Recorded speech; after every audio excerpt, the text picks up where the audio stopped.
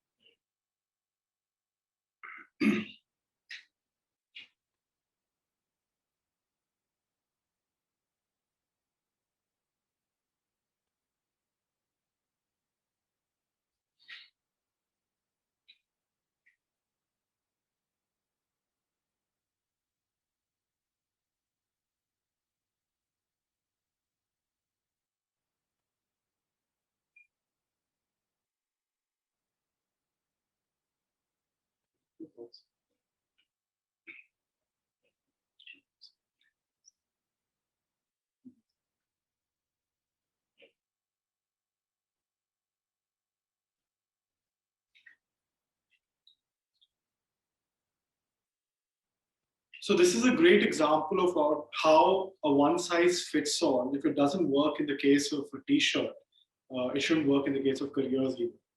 And we've done extensive research over the last 7 years to understand this and have structuredly, logically, and looking at all aspects of the environment around us, broken this down to make this a simplified version of the complex world of careers.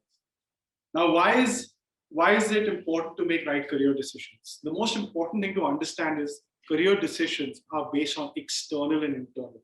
Now, while this may seem a bit obvious, but we seem to forget it in our daily understanding of the universe and the world we live in. We don't apply the fundamental fact that the external world of careers has to be mapped with our internal strengths. It's only when your awareness of the external world of careers is high and your awareness of your internal strengths is high, do you succeed. In case your awareness of the external world of careers is high, but your internal strengths awareness is low, you'll be a well-informed student. But success happens when both are high. And that's what you see in this 2x2 matrix that you see up here.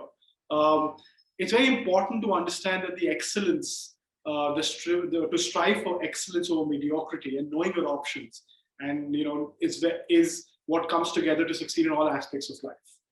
So we're looking at a high understanding of the external world of careers with a high understanding of our internal strengths. Now, how does that happen? Next. If you look at before we go to some of the scientific evidences of how to understand the external world of careers better and our internal strengths, let's look at the evolution of some of the prominent success stories out there. So Chetan Bhagat's career evolution, as everyone might know, starts with an engineering degree, then banking, and then author. So he evolved from a science to a commerce and now to a humanities space. Very similar to my career journey, if you can just go back.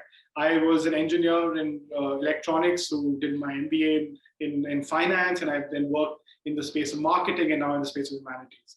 So a lot of us see evolution that starts with a lot of times with science, that moves to commerce and then moves to humanities, and all three sort of gets mixed up over our evolutionary journey in the world of careers. The important thing is that all these people, and if you go next, Vera Wang did a BA, was an editor at the Vogue, and then was a fashion designer. She's a very famous fashion designer who has worked in the space of print and has worked has done her BA in history. Next. Harsha Bogle, an engineer who did his MBA, as everyone knows, from IIM Ahmedabad, and then is a famous journalist and commentator in the field of cricket. And finally, Arundhati Roy, who's an architect, worked in multiple jobs across urban affairs, and now is a writer. Now, all these people, when you speak to all these people and several others who've succeeded in their lives, they have one very important underlying factor about them. And that is that they wish they had known their strengths earlier. And they wish they had pursued their careers in which they succeeded today a lot earlier. And why is that important is there is a 10,000 hour rule. Anything that we do, when we play to our strengths and repeatedly try and perfect them, we sort of succeed with the 10,000 hour rule. So that 10,000 hour rule is applicable to any field that we choose in the external world of careers. If you look at the career assessments that we have administered and the differentiators that are there, we test over 110,000 students with a 96% success rate, a high predictive accuracy, a decision tree framework that allows everything to come together, and algorithms that help you choose that. Now, I'm just going to quickly go through that. There's a research paper on the website that you can look at. It's important to understand that the assessment journey starts early in grade 8, 9, where subject streams are selected, moving to individual subjects in grade 10, understanding your careers courses, college in grade 11 and 12, and later on in life. The framework that unifies all this together is a builder, communicator, innovator, enabler framework. Now, what does that mean? That means that if you follow a scientific decision tree approach to choosing careers, it can effectively supplement the advice given by your parents, your peers, your class teachers, and your counselor. So that's the subjective, great advice to take from them, with a scientific understanding of your strengths married to the external world of careers. So your internal strengths married to the external world of careers. The decision tree model that we have adopted and we have sort of tested over many, many years breaks the world of careers down into four fundamental elements: builders, communicators, innovators, and enablers. These four buckets are mutually exclusive, collectively exhaustive, which then break into career strengths. Each of them have three career strengths under them, and they further break down into career families, courses, and colleges. So now to arrive at the course college decision, we should have an outside-in view of making that decision, which means understand your strengths, understand the external world of careers, make that decision with a career in mind and not stumbling across a subject course college decision, and make it with a decision tree approach. Now, this structured way of doing it allows us to do the following. If you look at a sample output that's given here, this talks about how the career profile of a sample student can be broken into a combination of enabler, communicator, innovator, and builder. So an innovator thinks of a concept, a builder builds it, a communicator sells it, an enabler scales it and creates systems around it. No particular person or job is unique to only one of these profiles. Every person and every job out there is a unique combination of all four profiles. So it's important for us to understand what our strengths are in these four profiles and how does that marry to the careers that we are planning to take. These then break into something called career strengths.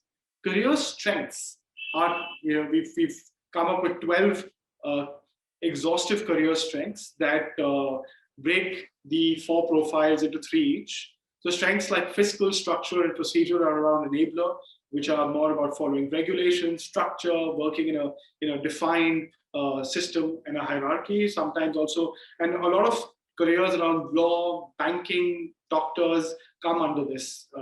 Then there is strengths around design, development, and research, which are innovator careers. And some of these innovator careers are science-driven, some of them are commerce-driven, some of them are humanities-driven. But they essentially work under the innovator bucket. Then there's communicator careers around social, persuasive,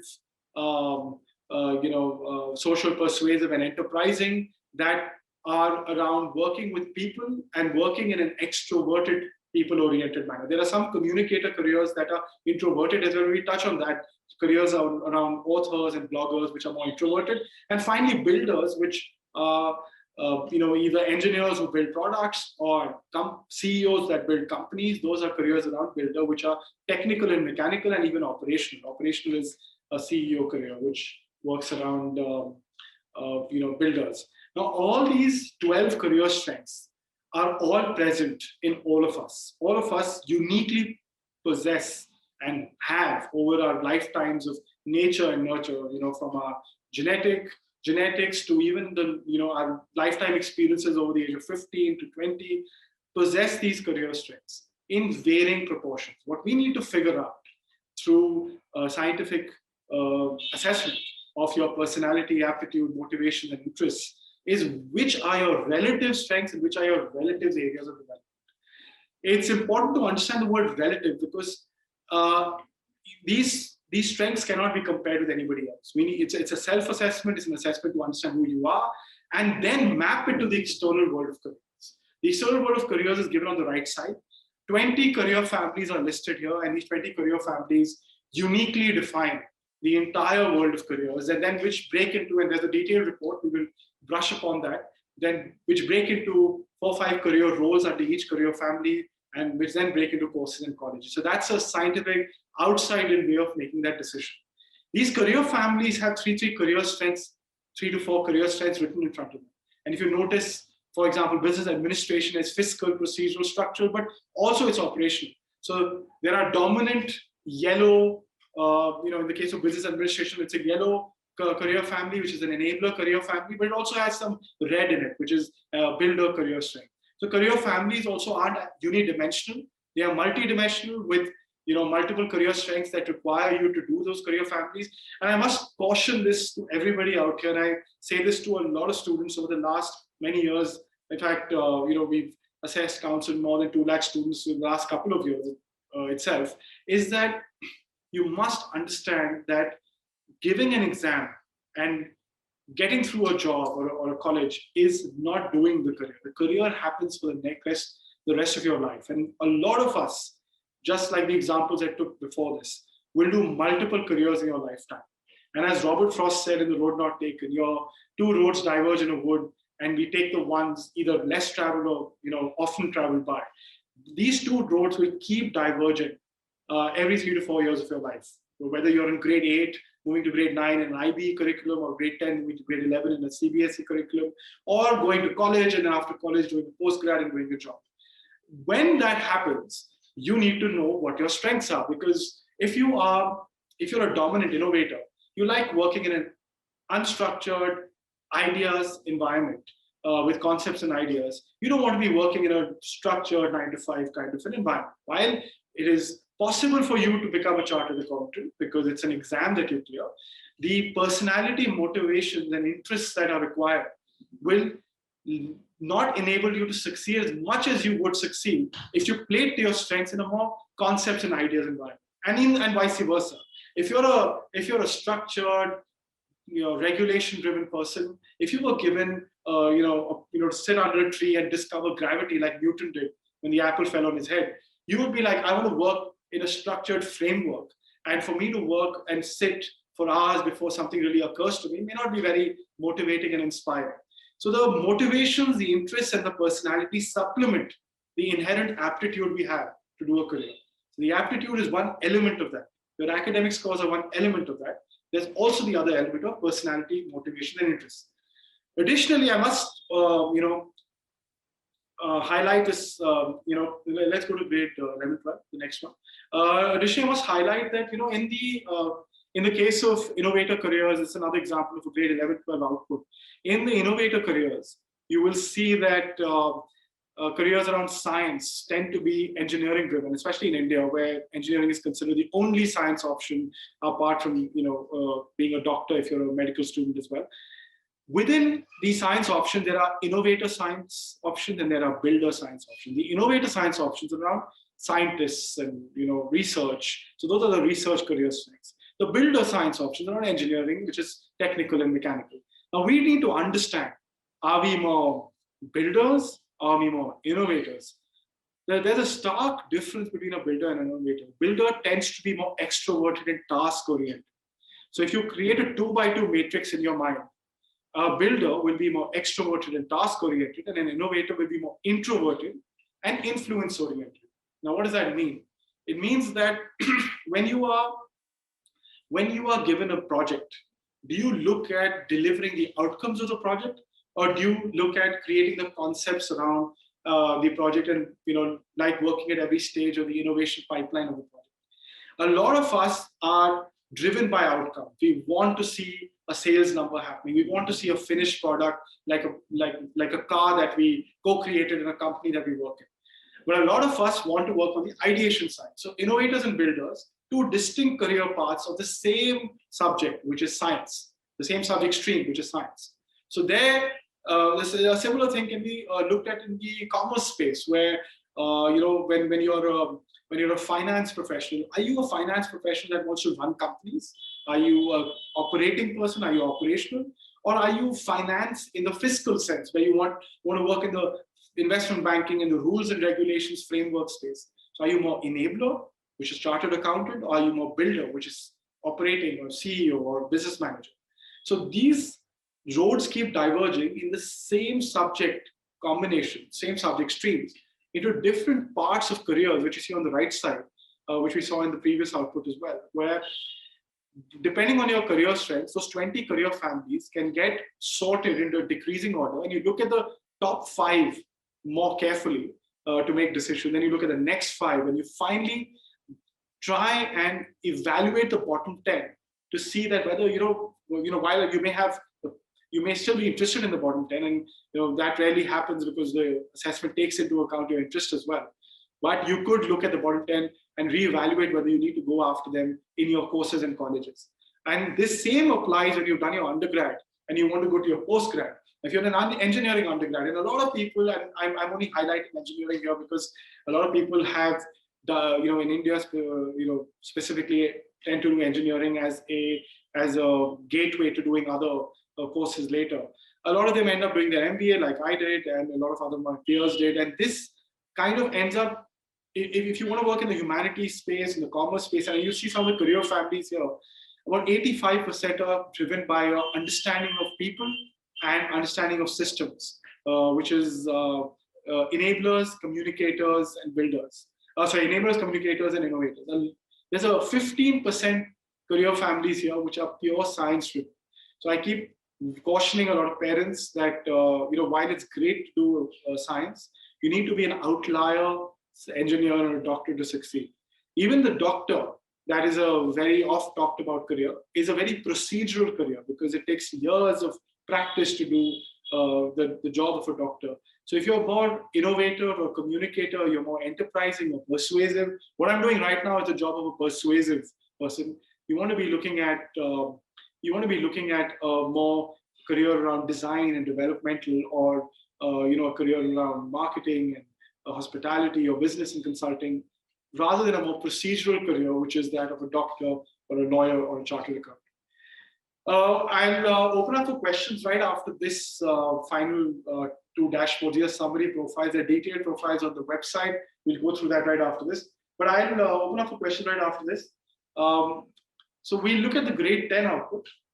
Can you open the grade 10 output?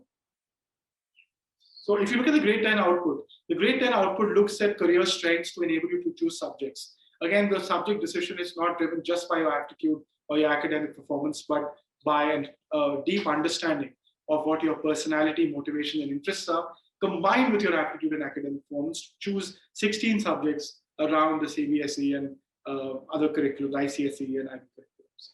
And this essentially looks at careers at a slightly more top level before deep diving into your subjects. Now, I just want to quickly brush upon the grade 11-12 output. If you could just open that. The detailed profile. In the grade 11-12 output on the website, you will have an understanding of courses and colleges. This is a detailed understanding of the profile we just went through. You'll have a detailed understanding of the courses and colleges. Can we go to the post-college selection? In a structured approach of understanding your career families, your career roles, and then understanding the departments and courses that are relevant for you. This is the structured way of arriving at the course. So looking at your career profile, career strengths, career families, career roles, courses, and colleges. So there are a lot of C's out here. And these C's, and if you can just go to the index of the C's, the index of the C's is really how I would say just go up to the index. Yeah.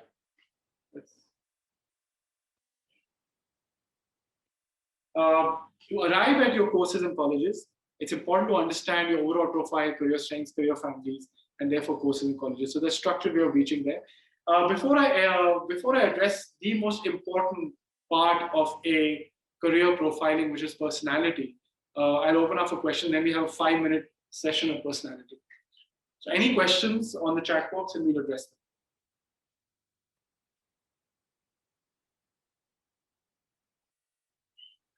Asa, you can open the chat box.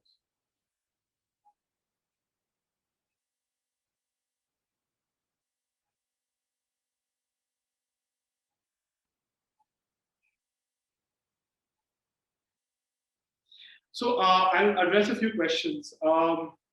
Biomedical engineering, I'll go in reverse order. Sridevi has a question on biomedical engineering. I'll address questions for about 5 minutes because I want to touch on personality, and then we'll do questions again after that. Biomedical engineering is a very procedural and technical combination of career strengths. So if you're a builder with technical strengths, with enabler, with procedural strengths, you're really suited for biomedical engineering. Komal is saying, is it a good option to take up MBA after an allied health science course? The MBA is a generalist course, while it does offer specialization around finance, marketing, or operations, etc., or human resources. It's a generalist course. The MBA can be done after any course, as everybody knows. However, you must do an MBA if you're pursuing careers that are either communicator driven, which is business and consulting, or procedural, which is enabler, or operational. If you're looking at careers around that, the MBA is a great route to do that. If you're looking at innovator careers, which are design, developmental, research, the MBA may not be the best option for you to do. Ketan is asking, how do we know if we have some traits or all? Or of all, I'm assuming that's all. Well, the only way to know it is if you do the assessment and then you have a counseling session to understand that. The other way to know it is, even if you don't do the assessment, is introspection. It's very important to know that the best way to understand our strengths is subjectively and objectively. Objectively is the assessment. Subjectively is if you talk to your friends, family, and your class teachers, etc., or your counselors, and talk about these strengths in a more structured manner.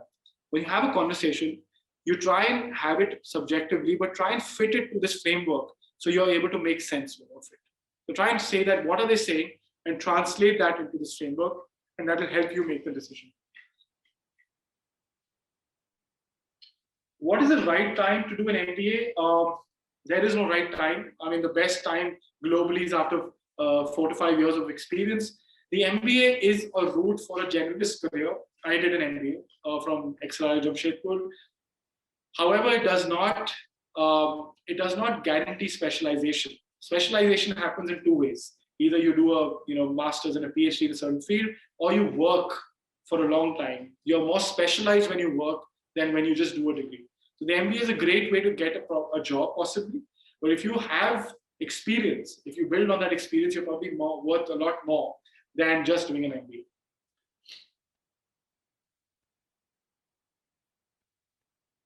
So I'm going to now just break on the questions for a second, and I want to just take on personality, because this is the most crucial. While all of you can go online on cogitohub.com, if you want to see these reports out there, this is the grade 11, 12, and the young professionals report that we are taking up. This is all visible on the website. The website is here, it's cogitohub.com. And below that, if you go down below that, you will see the sample profiles given there. Now, if you just go back to the report, this is part of the detailed report, and this is one of the pages there, and I want to touch upon it because this will deconstruct the world of careers for everybody. Now, if you look at this is an example of someone who has a primary profile, who's the first bar is a communicator, and the second bar is an innovator. Now, in the case of this person, this person is more extroverted, slightly more extroverted than introverted. What does that mean? Extroversion and introversion are essentially about how your relationship with work is.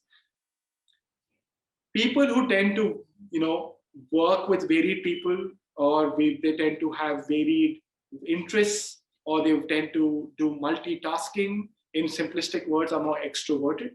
People who tend to be more selective in terms of either relationships or in terms of the work they do in a day or over a week or a year, and they have more depth-oriented, are introverted. And what that means is, there's a common myth that says that extroverts and introverts, extroverts are more people-oriented than introverts are. Extroverts are more about varied width and varied relationships. So an extrovert will have multiple friends, but an introvert will have deeper selective friends. Now, how that translates to work is, introverts tend to work with more selectively driven work, and extroverts tend to do work which is more varied. Communicators and builders tend to be more extroverted. Innovators and enablers tend to be more introverted. Now, what it means is, if you are an innovator who works well in a concepts and ideas space, your introversion will be high. You will reflect, you will think of a concept by looking inwards, etc. If you are an enabler who likes to deliver on procedures and deadlines, you will again be very introverted, because you work well under project deadlines that have a detailed amount of work that's required. So enablers and innovators tend to be very introverted. Builders and communicators tend to be more extroverted. CEOs of companies that are builders, or marketing, journalists, etc., tend to be more extroverted, which are communicators. Politicians are communicators, but civil services are enablers. So politicians tend to be more extroverted. They work in, they talk, they address large audiences. What I'm doing right now is a more extroverted job. The civil services tend to be more introverted because now when you work, when you get a job, your job is not to just clear the exam, but also to do that job for many, many years. So understanding your personality before you embark on that journey is crucial. Task and influence means that, when you work, task-driven oriented people are those who like delivering on outcomes. Influence-oriented people are the ones who like working what the journey that delivers the outcomes. So builders tend to deliver outcomes. They are CEOs or they are, operational business managers. And enablers tend to be working on outcomes, which is working on detailed work, and influence is more about working with concepts and ideas. Innovators and communicators tend to be more influencer. Now, I will quickly brush upon before we take up some more questions. You can also see this report has some personality details on what your strength behaviors are, what happens to you when your motivational needs are met from an environment, and what happens to you under stress. All of us have some stress, and what happens to you when your motivational needs are not met. Now, this is a sample report. It's not any one person's report, but no two people tested have the same report. So this is unique to one person. Everyone's test output is unique to them, and your reports will be completely different based on the assessment that is taken. Now, please do go to the beginning of this report to understand in detail what is a communicator, what is a builder, what is an enabler, what is an innovator. It talks about the areas of interest and the work environments of these profiles. Now, I'll just take a few questions before ending the session.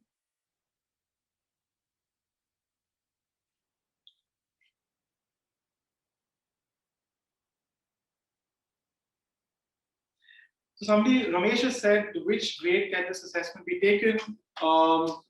This assessment can be taken from grade 8 onwards up till you're 25 years old. If you're in undergrad, postgrad is where you can take this assessment. Should we do variety of jobs to know where we fit and decide first, and then we want to go? That's a question of Paritosh. Like I said, extroverted people, which are more builders and communicators, tend to seek variety, and they tend to do more varied jobs.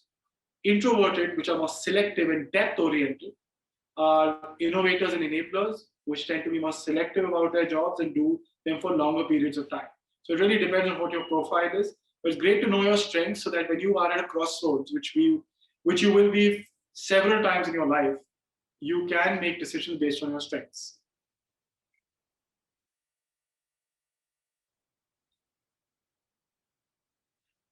Ankita has said, what should we do after MSc in physics? What's a good career? The best career after an MSc in physics is that of a research professional, which is an innovator career.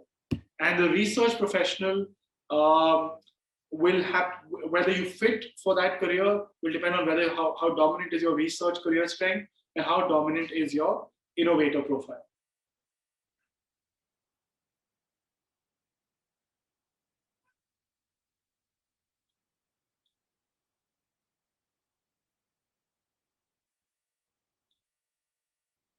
So, Nandish said, how do we, Marina has said, how do we decide whether we belong to the innovator or enabler? You know that based on an assessment that measures 5 parameters if you are in grade 8, 9, 10, and 8, 9, 10, 11, 12, and 4 parameters if you're older, which is personality, aptitude, motivations, interests. So not just your aptitude, but your personality, your interests, and motivations decide what your profile is.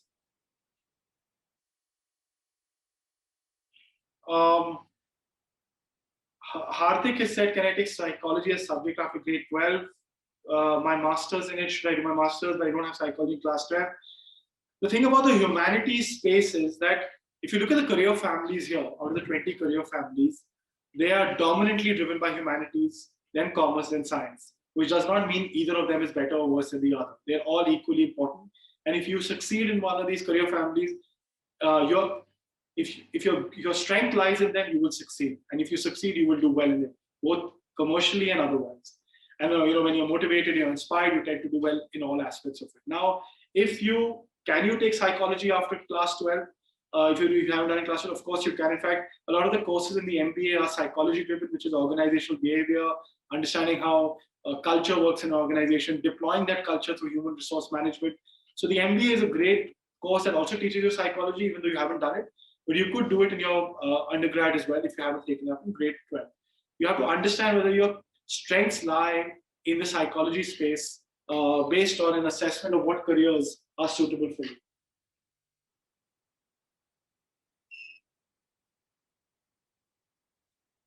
Somebody's asking us if being a psychologist is profitable in India.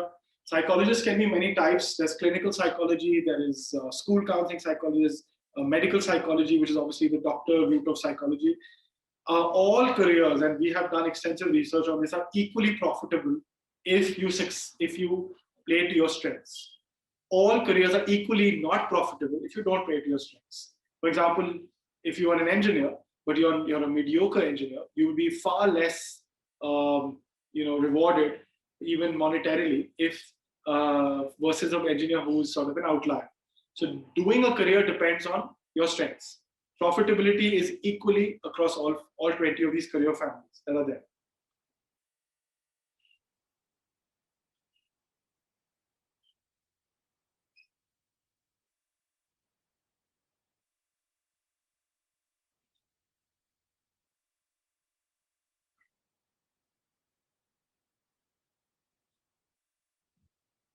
Should we? I think we've exceeded our time. Should we answer the last few questions?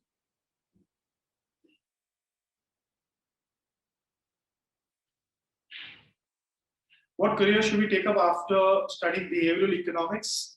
Behavioral economics is an understanding of the organizational side of how culturally organizations function, while understanding the macro understanding of the way the economy functions. So marrying the external with the internal is a great example of behavioral economics, because you understand culture from a behavioral side of culture of people, whether it's in a company or a country, and how does that get married to the scientific and external study of economics. Now, I think that a great option after behavioral economics would be an MBA, because the MBA is a lot about behavioral economics and about the application of behavioral economics.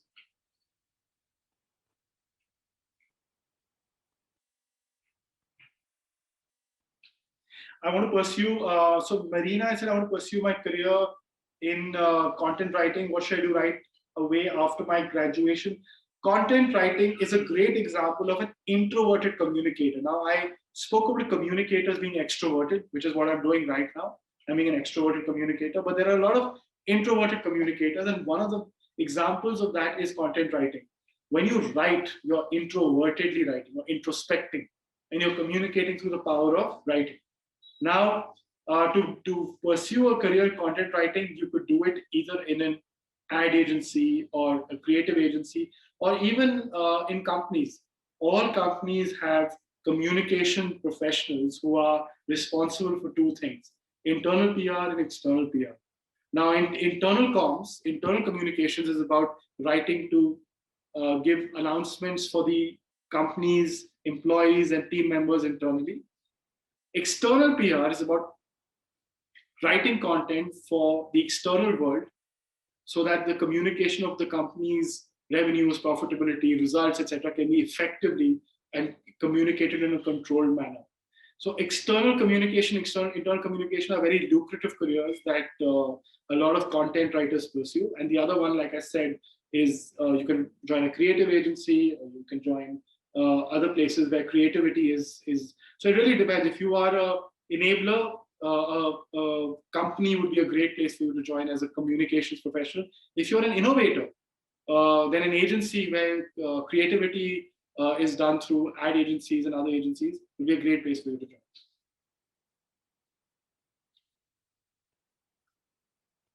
I'm pursuing, so Sri Satyanarayanan said, I'm pursuing BCom and want to pursue my career in the finance sector. What are the ways?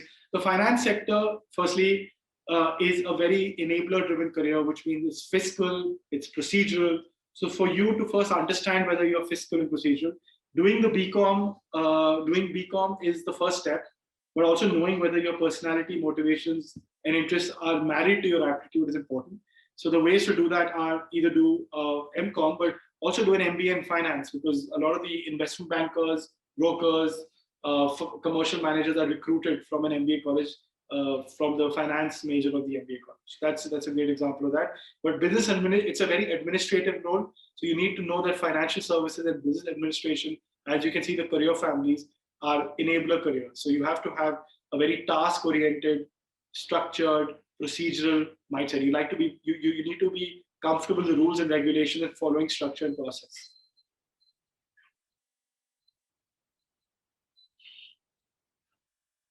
Hardik has said, please answer this last one. After my master's in psychology, can I also give UPSC? Of course you can.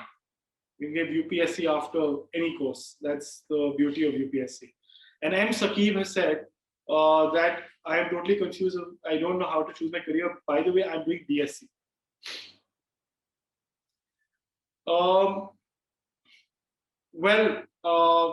Firstly, BSc as a career is a research career. If you follow it through the innovator paths, it's a science research career.